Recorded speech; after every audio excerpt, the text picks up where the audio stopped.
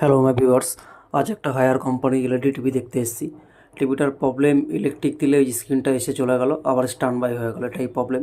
তো টিভিটা অনেক উঁচুতে ছিল, ওখান থেকে নামিয়েছি। নামানোর পর টিভিটাকে ফাইন্ড আউট করলাম। দেখুন টিভিটা কী হচ্ছে, স্ট্যান্ড বাই করলাম, করার পর এই 3.3 ভোল্টেজটা ড্রপ করে গেল। এখানে এই ভোল্টেজটা থাকে 3.3 ভোল্টেজটা। তো যাই হোক, এই জায়গাটাকে মডিফাই করলাম, একটা বোর্ড লাগালাম, লাগিয়ে ভোল্টেজটাকে আলাদা করে বাইপাস করে দিলাম।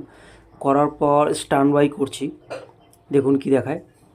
স্ট্যান্ড বাই করার পর 3.3 স্টেবল হয়ে গেছে। দেখুন ব্যাকলাইট জ্বলে গেছে, দেখাই যাচ্ছে এখানে।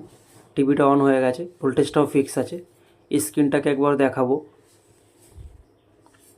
স্ক্রিনটাও একদম পারফেক্ট চলে এসছে।